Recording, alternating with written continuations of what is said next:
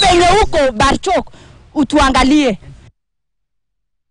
Na huku ulimwengu ukiadhimisha siku ya mazingira leo hii, kauli mbiu ikiwa ni wito wa dunia kukomesha uchafuzi wa plastiki, Kenya inaendelea kukabiliana na changamoto ya taka za plastiki. Fred Olingo ambaye ni mwanzilishi wa kiwanda cha taka ni mali anaongoza kwamba kufanya mabadiliko ya kubadilisha mazingira na hadhi ya mji wa Garissa na viunga vyake kwa kukusanya taka za plastiki na kuzigeuza kuwa rasilimali zenye thamani. Na kama anavyoarifu mwanahabari wetu Akida Kasim, tangu Olingo alipoanza harakati zake za utunzaji wa mazingira mwaka 2016, amefanikiwa kuwaajiri zaidi ya vijana 50 wanaokusanya plastiki kutoka maeneo ya umma, hotelini na hata barabarani.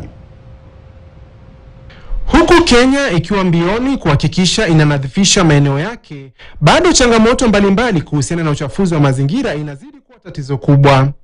Mnamo mwaka 2017, serikali ilipiga marufuku matumizi ya mifuko ya plastiki. Kwa mujibu wa ripoti ya shirika la Umoja wa Mataifa la biashara na maendeleo, Kenya huzalisha zaidi ya tani 900,000 za taka za plastiki kila mwaka, idadi ambayo inatarajiwa kuongezeka maradufu kufikia zaidi ya tani milioni 5 ifikapo mwaka 2030.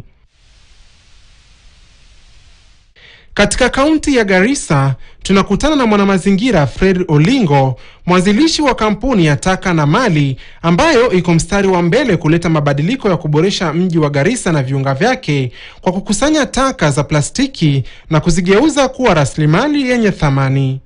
Chupa kitu ya kwanza ikiingia hapa tunapima. Kitu ya pili tunaiweka. Then wamama wanakuja wanachagua the sort kulingana na rangi. Naona kama pale kuna rangi ya blue, green na kuna zile aina tofauti. Sasa zikishachaguliwa zinapelekwa kule. Kuna zile zimetoka makaratasi zinaenda direct kwa mashine ya kusiagwa.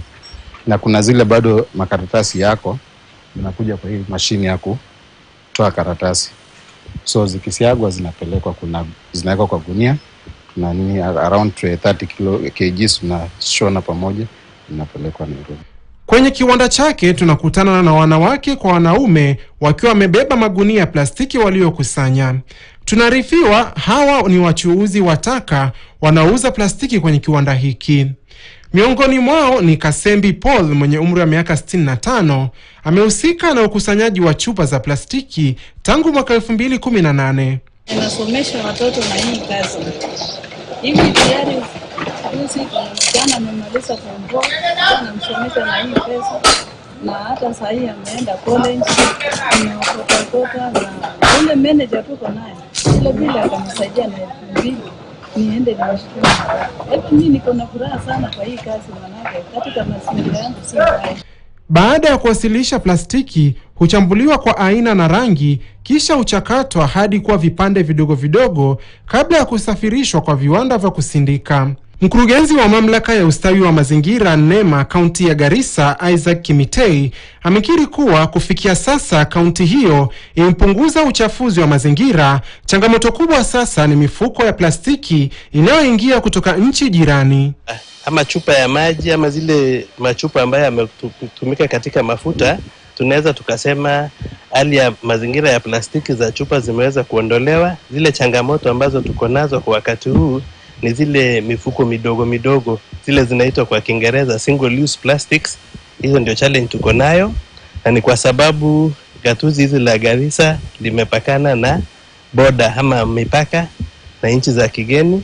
Kwa hivyo ile changamoto ambayo bado tuko nayo ni single use plastic, lakini tunashirikiana na vitengo vya usalama kuhakikisha kuwa hata wale ambao wanashiriki katika biashara hiyo ambayo si halali tumewakamata. Huku ulimwengu ukiadhimisha siku ya mazingira duniani, wito unatolewa kwa ulimwengu kukomesha uchafuzi na haswa wa plastiki. Akida Kasim, KTN. Wakazi kwenye kaunti ya Wajir wamehamasishwa kuhusu hifadhi